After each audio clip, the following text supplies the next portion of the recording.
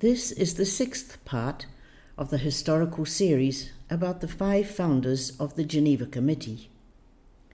In this episode, we'll outline how the committee came to be and the crucial meeting on the 17th of February, 1863. The publication of the book A Memory of Solferino by Henry Dunant in 1862 ignited a spark that would revolutionize the humanitarian world. His book recounted the inadequate relief for the wounded of the Battle of Solferino in June 1859 and made an urgent plea for an organized relief effort for the wounded on battlefields.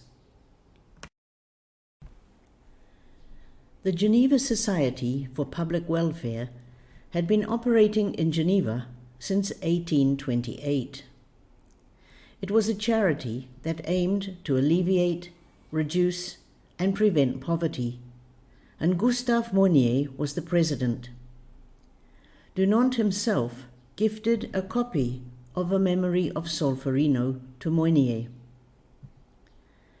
The third part of the book outlined many of Dunant's reflections, and Monnier was struck by one in particular: establish, in peacetime, relief societies for the purpose of having care given to the wounded in wartime by zealous and well-trained volunteers. Nothing would ever be the same. Monnier called a meeting on the 9th of February, 1863. The third item on the agenda was the introduction of the role of volunteer nurses within armies, as per Dunant's conclusions in the book A Memory of Solferino.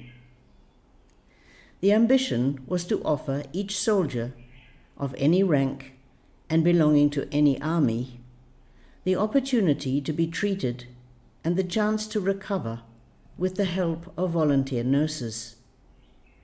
It was decided to work towards this aim, and the Geneva Committee was created to that end. The founders and first members were Gustave Monnier, a jurist, Henry Dunant, the businessman who wrote the book, and Louis Appiah, a surgeon. A few days later, Henry Dunant invited General Guillaume Dufour, a prominent figure within Switzerland, to join the committee. Louis Appiah invited his colleague, Dr. Theodore Monnois. And thus the committee had 5 members, which gave it the name the Committee of 5. A new meeting was called for the 17th of February, 1863. Did you ever wonder how old the members of the committee were in 1863? Dunant, the businessman, was the youngest at 35. Slightly older was the jurist, Monnier, aged 37. Appiah, the surgeon, was 45. Monnois, the doctor, was 57. And General Dufour was the oldest at 76. Spanning 41 years of age, this team had all the characteristics to achieve great goals: energy, enthusiasm, professionalism, experience, and a great network of highly influential diplomats. General Dufour was the first president until March 1864, when he handed over to Gustave Monnier, who was in the post for the following 40 years, until his death. The minutes of the meeting, held on the 17th of February, state that the committee will write a memo to be discussed at the next meeting of the Welfare Society in September 1863 in Berlin. Dunant pushed for the inclusion in the memo of the wish for the civilized powers to adopt an international and sacred principle: guaranteed by a kind of agreement between governments that would serve to safeguard both officials and non-officials. The Congress of the Welfare Society in Berlin was cancelled and replaced by one on statistics. Dunant went to Berlin anyway. The initial aim of the committee was to convene European countries to agree measures aimed at establishing relief societies in their territory.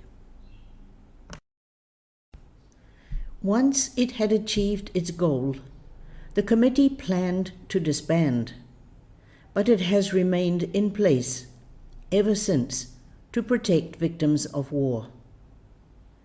Today, the International Committee of the Red Cross is governed by the ICRC Assembly, which has 25 members and can be considered the successor of the Geneva Committee.